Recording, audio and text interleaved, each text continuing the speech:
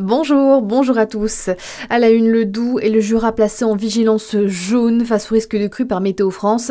Hier, c'est notamment le département jurassien qui était concerné par une vigilance jaune pour risque d'orage. La prudence est donc de rigueur, c'est ce qu'a rappelé hier la préfecture du Jura d'ailleurs dans un communiqué.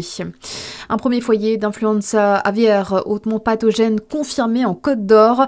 Il s'agit d'un élevage de 500 volailles à Torrey-sur-Ouche entre Dijon et Chalon-sur-Saône.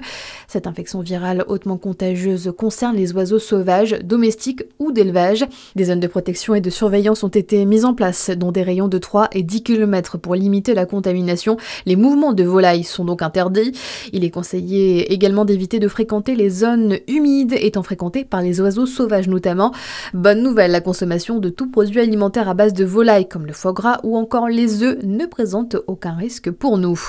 Mathieu Lefebvre, ministre délégué chargé de la transition écologique, et Sébastien Martin, ministre délégué chargé de l'industrie, se sont rendus ce vendredi en Saône-et-Loire à Alériaux sur le site du Pavé, entreprise qui recycle les déchets plastiques pour en faire un nouveau matériau réalisé uniquement avec de la matière recyclée.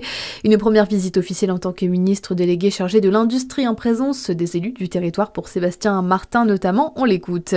On est à la pointe en Bourgogne-Franche-Comté, tout le monde le sait. Et en plus, on sait qu'on est capable d'attirer des jeunes start-upers de régions parisiennes qui ont choisi ici, à Alériaux, une commune de 1200 habitants, parce que tout autour, dans un rayon de 150-200 km, il y avait les partenaires industriels qui leur ont permis de réussir leur projet. Voilà, l'industrie, elle irrigue le territoire, les talents de l'industrie irriguent le territoire, et c'est ce qu'avec Mathieu Lefebvre, on a voulu démontrer aujourd'hui. Et je crois que les Français attendent que dans cette période qui est compliquée, on soit aussi là avec des discours de responsabilité et montrer que les réussites dans notre pays sont possibles.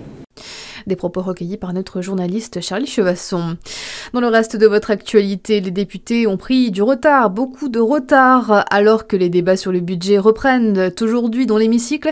Il est de plus en plus probable que les députés n'aillent pas au bout de l'examen. Journée qui s'annonce donc très chargée pour les députés. Ils passeront ensuite demain au texte sur le financement de la sécurité sociale. De nombreux hommages après la disparition de Charles Coste, le doyen mondial des champions olympiques, avant-dernier relayeur des JO de Paris l'an passé, est décédé jeudi dernier. Sa flamme continue de briller dans nos mémoires et de nous éclairer, a notamment écrit Emmanuel Macron sur ses réseaux sociaux. Charles Coste avait 101 ans. Le mois sans tabac vient de commencer en France, mais les Maldives vont encore plus loin pour lutter contre le tabagisme. Les autorités ont décidé d'interdire la vente et la consommation de cigarettes pour les jeunes nés après 2007. Et puis côté événements justement, petits et grands se retrouvent à la fête foraine de Dijon. Elle se poursuit jusqu'au 16 novembre. Au programme, une centaine de manèges et des stands culinaires. Voilà pour l'essentiel. À suivre votre météo sur Fréquence Plus.